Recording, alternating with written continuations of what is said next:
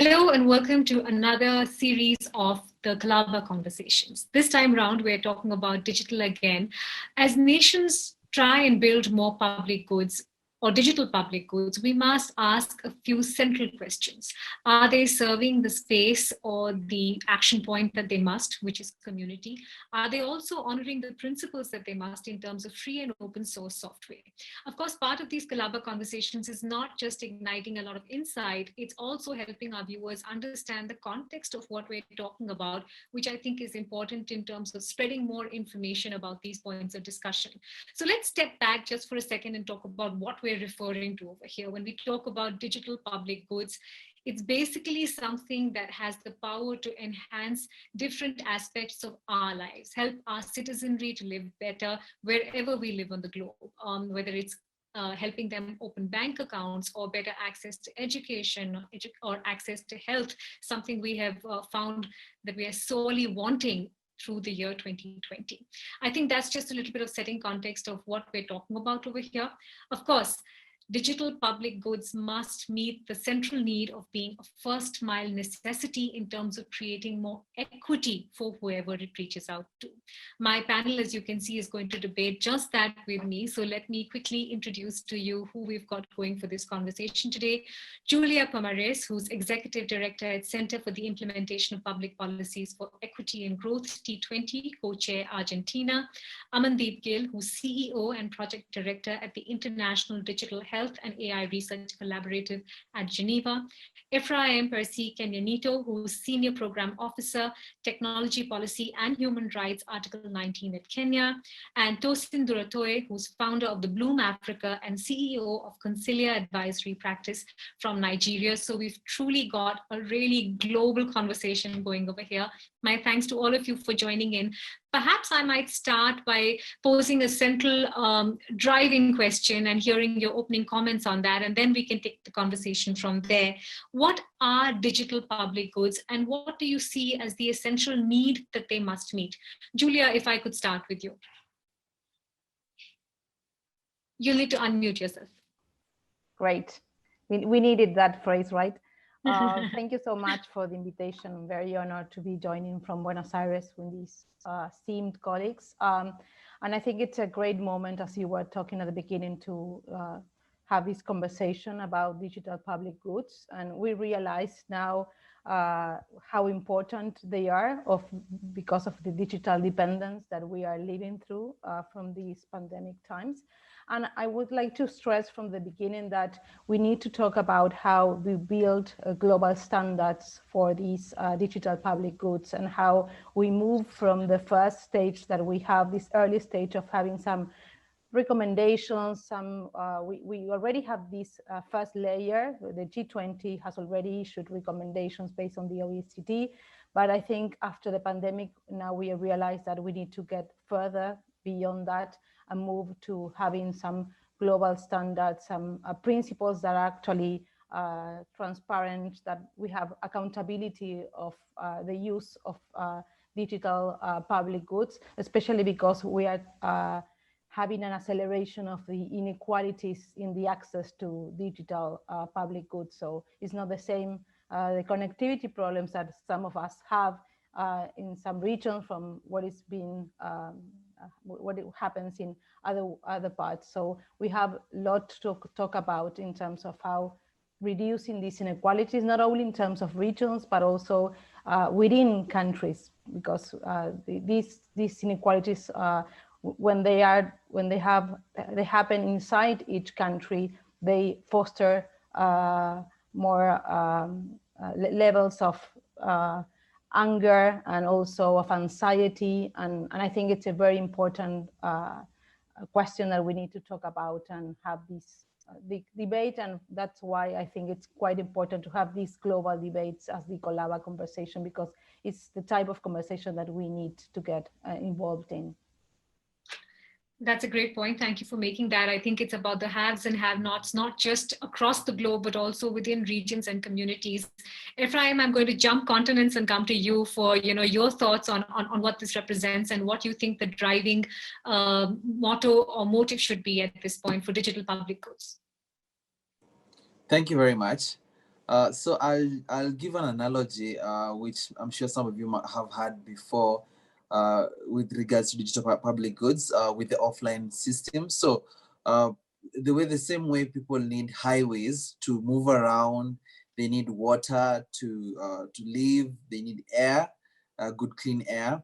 Uh, that's the same way right now in this digital age. There's certain things which are very, very essential for a community to survive, for a community to thrive.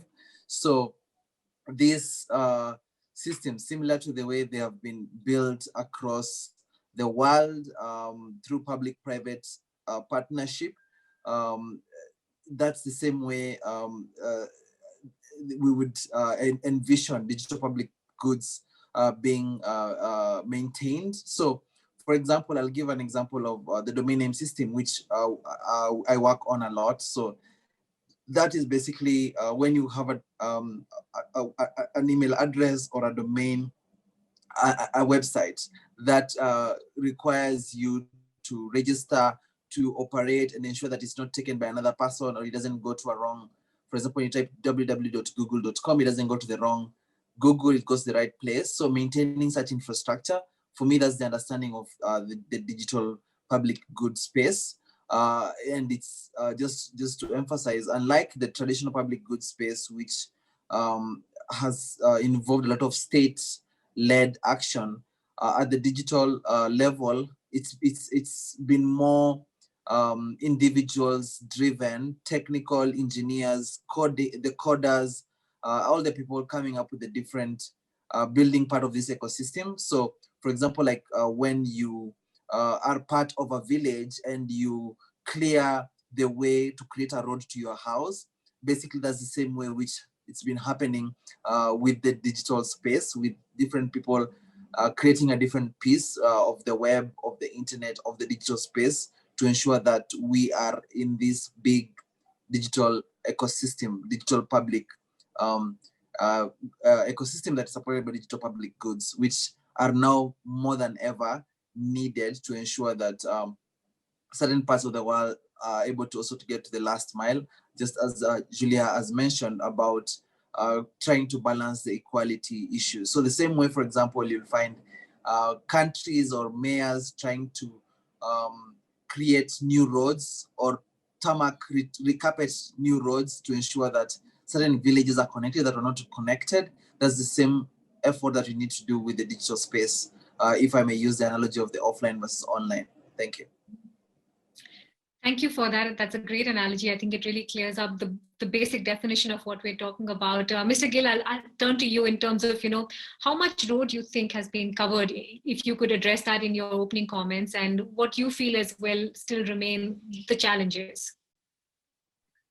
Thank you very much. Building on the comments from the other distinguished panelists, we started with this notion of public goods in a Samuelsonian sense. After the Second World War, the roads, ports, other kinds of infrastructure, which was largely funded by public money. And in the late 1990s, Inge Kohl and others moved us to this appreciation of the notion of global public goods, which are public in a double sense. They are public within a geography, and they are public also because they are global. They operate across boundaries. Now, more recently, there has been a reflection on digital public goods or global digital public goods. And when I was with the UN Secretary General's high-level panel on digital cooperation, this is one of our key themes. Is a digital public good simply the addition of digital to the existing notions of non-rivalry, non-exclusion that we associate with public goods, or is it something more?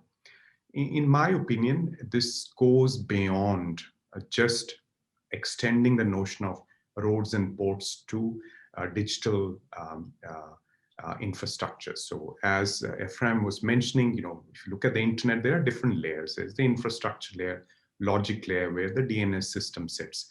And then you have the applications, and then the social and other content that sits really on top of those. So we've seen in the last decade that there has been both misuse at the top layer, so the need for governance, the need for data privacy, data protection. At the same time, the opportunities are going up begging. So there is misuse of digital goods, particularly by those who are not connected to the internet. So we need to come to a sophisticated, updated understanding of digital public goods, where you go beyond infrastructure and connectivity to agency overuse. And this is where this notion of common rails and guardrails, common rails to scale innovation, enhance inclusivity, and guardrails to prevent the excesses, prevent monopolies to build up, etc. comes in. I'll like to speak a little later on the different kinds of digital public goods and the role that open software, open standards, and platforms for collaboration can play in upholding and promoting digital public goods. Thanks.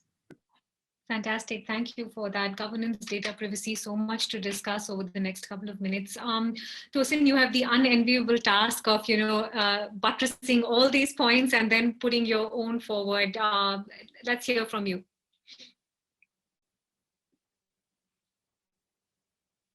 You'll need to unmute yourself, please.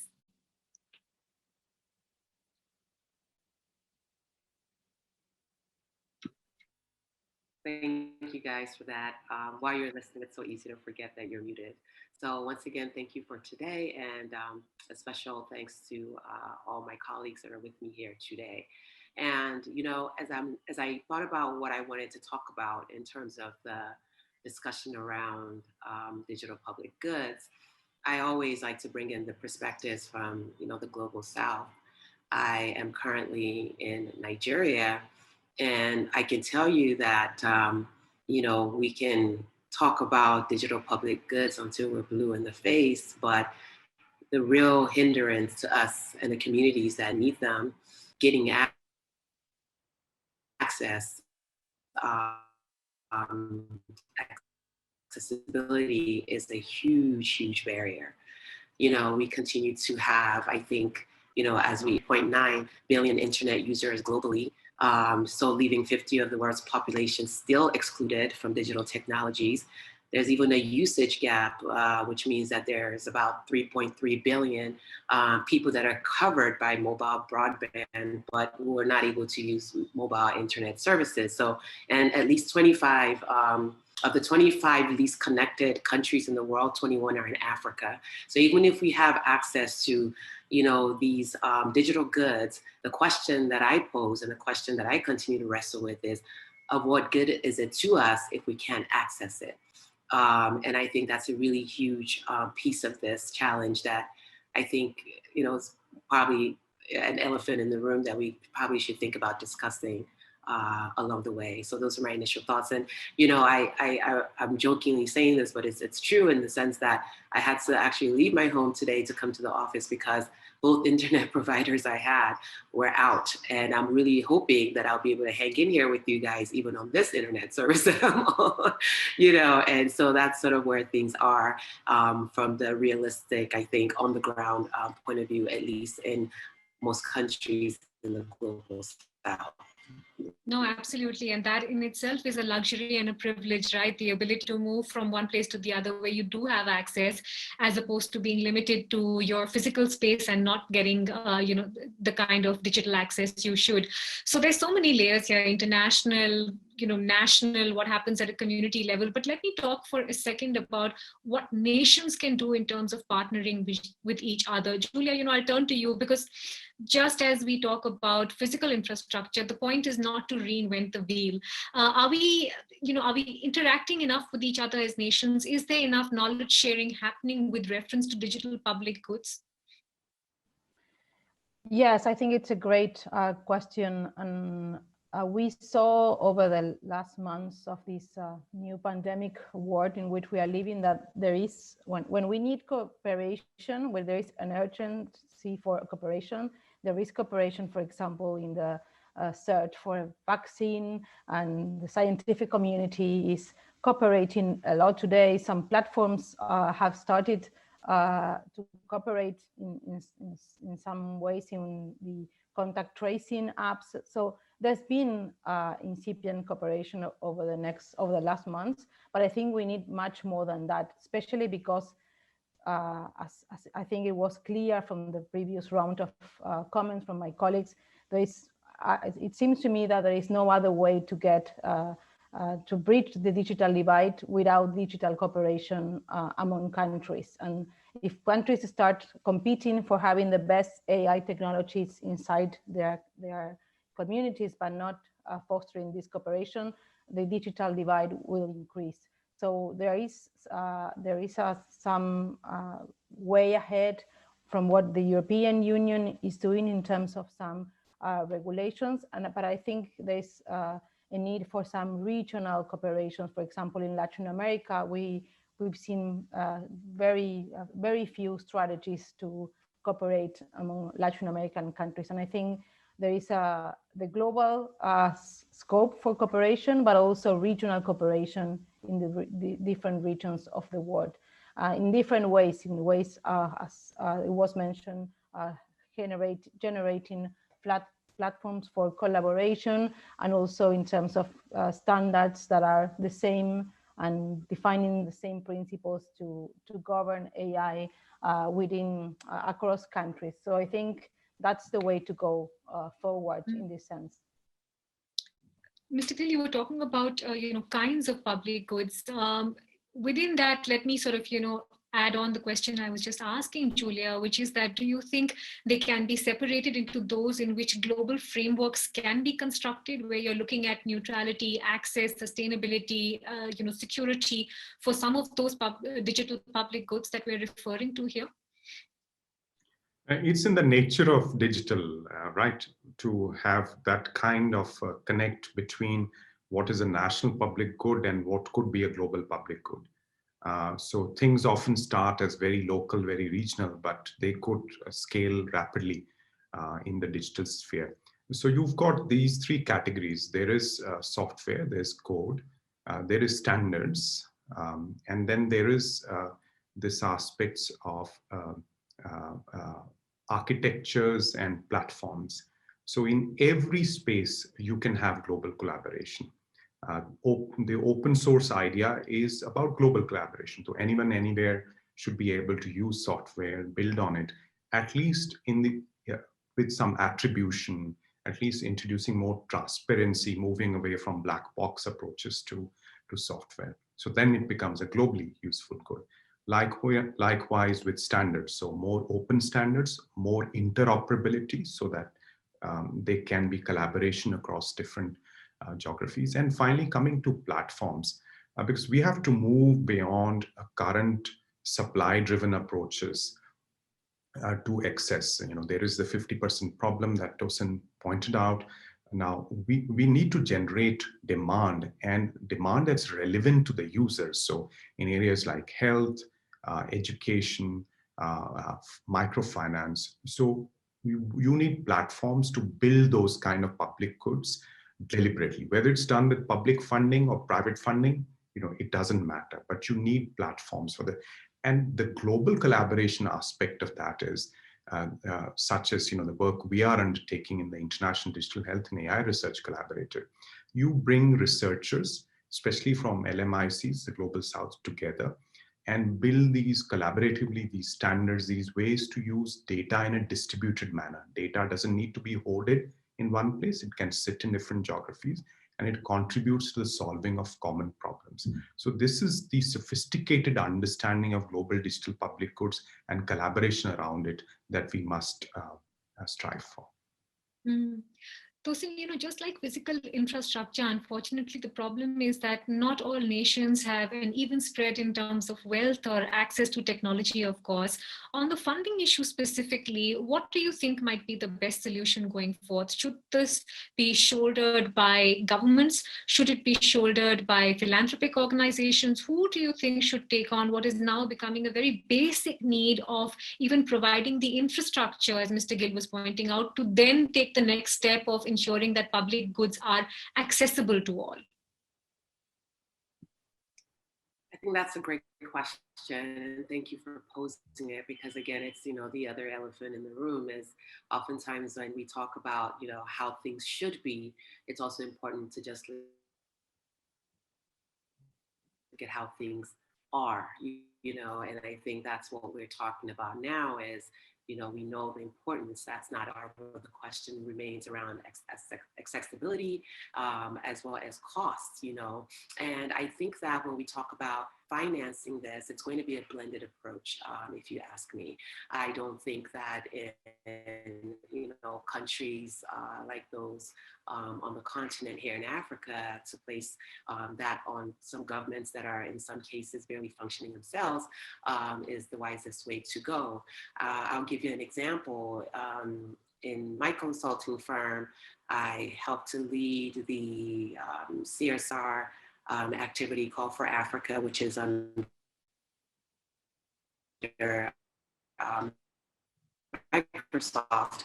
And in so doing, I was able to close a partnership between Microsoft and a local NGO that serves children that are in slums and ensures that they continue to be educated. These children in these slums do not have access to the platforms that they need, the apps that they need, hardware, connectivity. You can imagine the challenges. But in the partnership that we had, we were able to work it out in such a way that Microsoft was able to give that NGO about 1 million free licenses for use in opening the first virtual learning studio here in Nigeria. And so would it have been the government that would have given them 1 million licenses? Probably not, if we're being honest, they would not pay for that. But Microsoft had the ability and the resources to do that. And so partnership made sense. So I think it's going to be a blended approach. I think public-private partnerships are the way to look at this. And then also maybe in a way try to figure out how we can make this and like investment in this into a business case, and I think that's part of what we also have to start to think about is, is this just going to be a do good, or is it do good and do well situation where we can, both help and also see benefits for investors that come on board. So those are some of the ideas that are swirling around in my head for sure. No, that's a great point. Ephraim, let me ask you to add a bit more flavor to that, because if you look at India, for example, internet penetration in India has surged through 2020 as well, but we're still facing many of the problems that were just laid out, whether it is lack of literacy and digital skilling, whether it is lack of access. There are social norms and social constructs which prevent one particular subgroup from accessing this kind of, digital technology better than the others or worse than the others. At a community level, what do you think are the primary building blocks that we need to set in place before we even talk about the wider arcs of digital public goods? Thank you so much. At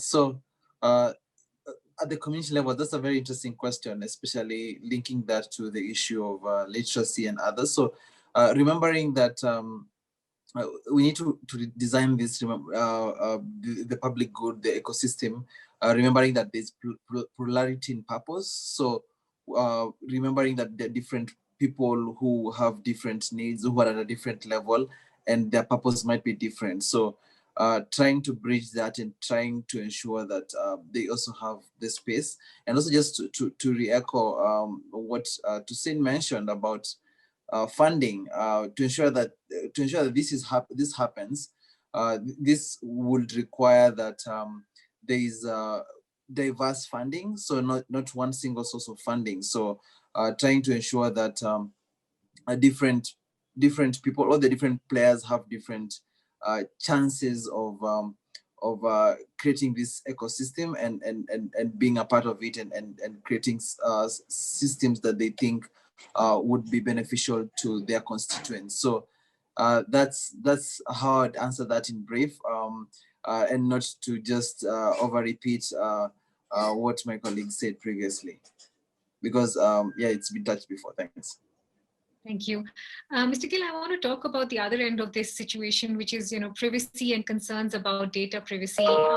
Many of these constructs or platforms have raised several question marks around an individual's privacy, access to data. It's also sometimes seen as a developed world problem and not a developing world problem where, the developing world side of the story is, well, let's first get access and then we'll talk about all these other issues. But do you see them as pressing as creating these digital roads and bridges? Do we need more rigorous laws and outlines in terms of how to protect data privacy for every individual citizen? Definitely. So even traditional public goods, I mean, if you don't have rules of the road, then there'll be chaos and accidents, and unfortunately, it still happens. So we need, I think, these roads and bridges. These are both common rails and guardrails. So we both need both of these. In Western Europe and North America, there's been much more focus on guardrails, and within that, much more focus on privacy and personal data. The example of tracing, contact tracing apps was mentioned. Whereas in geographies like China and India, with payment mechanisms for e-commerce or Aadhaar and the India health stack, India finance stack, the emphasis has been on common rails. I think we need to have a more balanced approach. In Western Europe, I see that the innovation gets throttled and the SMEs and startups face barriers because of that excessive, that imbalance. And whereas, ethics and governance concerns are sometimes sidelined in where there is a greater focus on common rails. So we need a balanced approach. And I think trust is the key. So building trust through agency, individual agency, developer agency over what is out there, reducing the risks that go with accessing these public goods through principles, through governance mechanisms, and enabling the ecosystem so that there are checks and balances. So it's not just a focus on one kind of participants, but it's an ecosystem approach where communities and beneficiaries have their say. That is what can help us address some of the risks that you mentioned. Julia, I'm keen to hear your thoughts on this, especially in the context of the year that the world has been through. A lot of government-based policies have sort of been railroaded through saying it's for the best of everyone, but have they come at the cost of an individual's privacy and security? I think that we have witnessed this trade-off in this very difficult moment, and in Argentina, for example, this debate was almost inexistent in our policy debates, and in most Latin American countries, there's not been a debate about this. So I think it's important to raise awareness beyond some democracies where this debate is quite established, as our colleagues was mentioning before. And I would also like to raise another issue, Mitaili, if I may, and it's about the transformation of political parties and political leaders in order to deal with this digital transformed world. Because at least what we are seeing in Latin America is that we're having the, very massive take-up of mobiles, of the use of digital devices. But for example, if you look at the websites of political parties, there is a very slow transformation and move from the face-to-face interaction to having more digital devices to communicate with their electorates and with. So I think that we are seeing a big transformation in almost all aspects of our lives, and political parties and political leaders need to also embrace this transformation. Otherwise, the gap is going to widen. And I think it's important to change this, because trust is also the result of this connection between the leaders and the electorate. So I think it's something that hasn't been addressed so far, but I think it's something that it's important to take into account in order to bridge these digital divides that we are talking. Absolutely. Ephraim, if I had to ask you to pinpoint the one digital public good that you think is, really the raging necessity right now in the community and area that you live in, and how much ground has been covered, what would you point to? Would it be health? Would it be education? What do you think has really sort of been off the landscape and needs to get back on track now? Thank you. That's an interesting question. So I would think one thing, just restricting myself to the UN Secretary General's report definition of it. So I'd stick and say standards. So standards being the overarching, be it at the IETF, be it at ICANN, the standards, standard setting for managing of the DNS and has been the biggest thing. So that has, it's developed differently in this part of the world.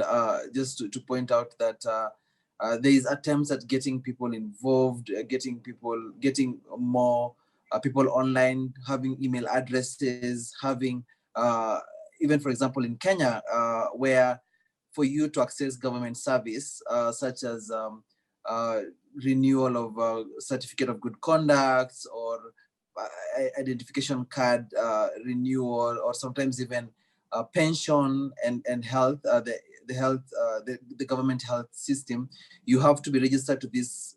You must have an email address, and you must be registered to this system called eCitizen that requires one to access and interact with different governments beyond just the national government, the local federal government. So that's a big deal. But then that's the contribution of standards. So the DNS standards, the IETF, the ICANN work that has contributed towards everybody having an email address, others having their communication in the public space as compared to previously where it was offline. So online versus offline. So for me, that's the biggest thing. But then one worrying thing that maybe I would just maybe point out that needs correcting, especially in some countries, not Kenya, in some countries in Africa, is some countries requiring citizens to only have a local domain and then to switch it off when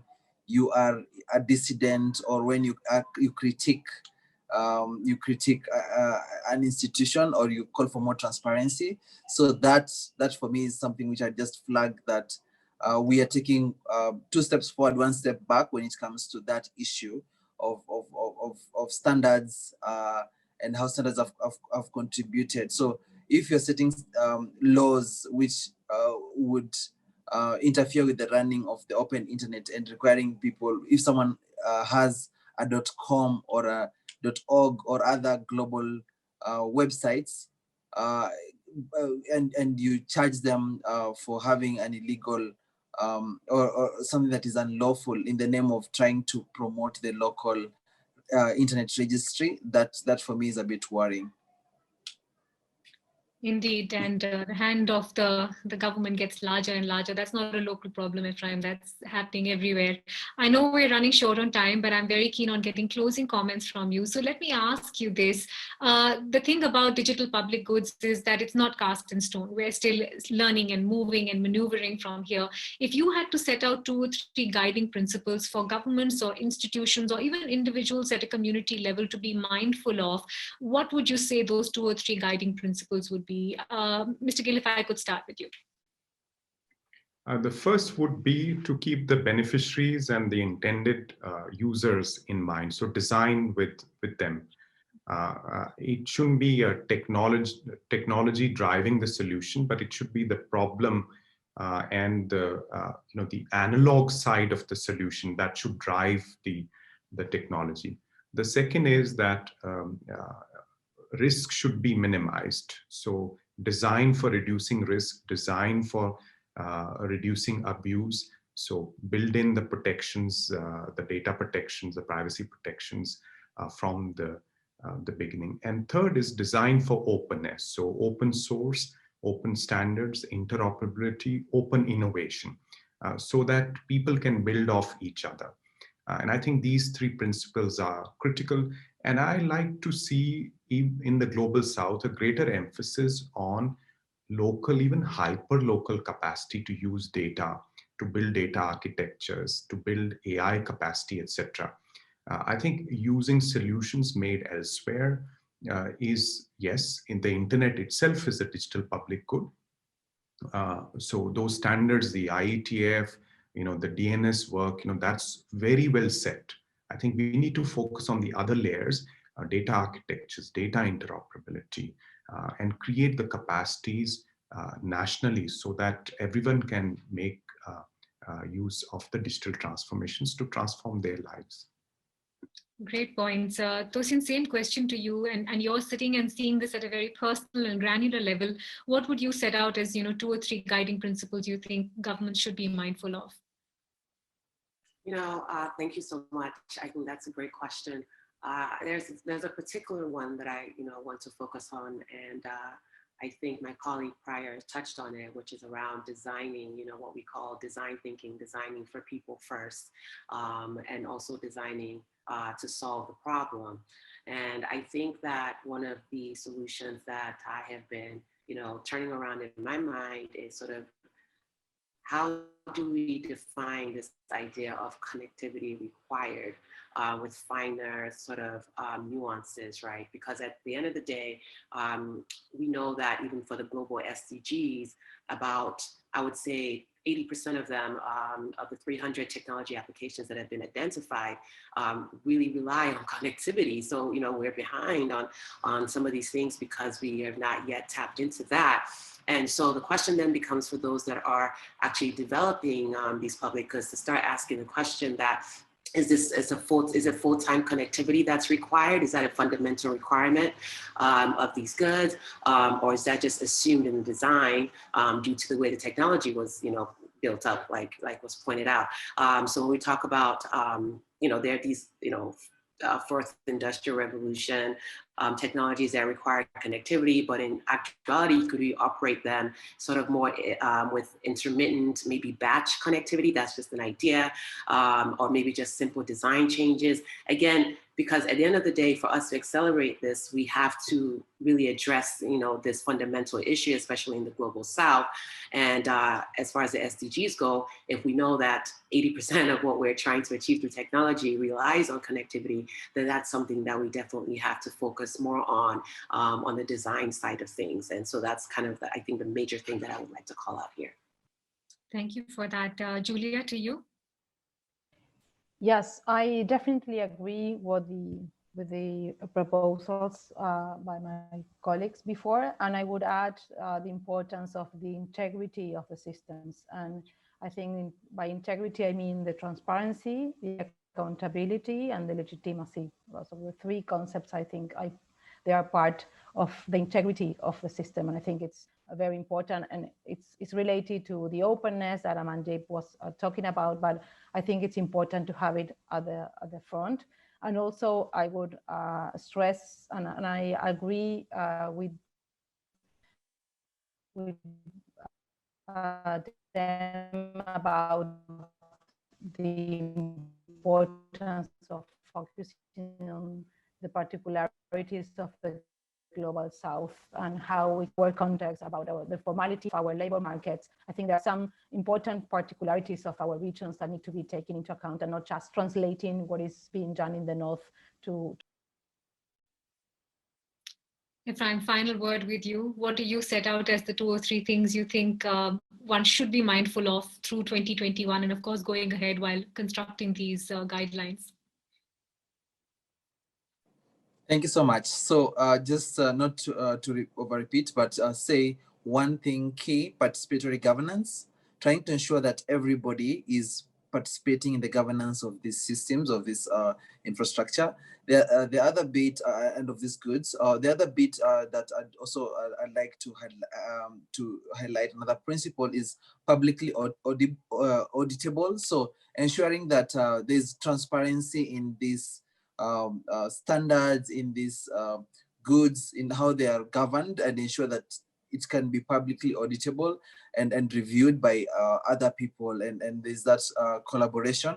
And then the other bit that's the third bit that I'd like to repeat, beyond just keeping the user in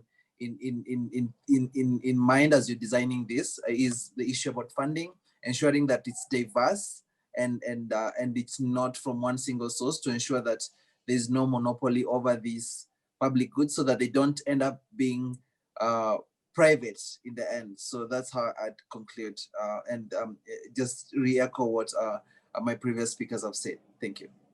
That's a fantastic point. Thank you for raising that. And my thanks to all of you for such a deep dive conversation. We've really got some great insight out of these 45 minutes. My deep gratitude to everyone for taking time out today to have this chat. Thank you.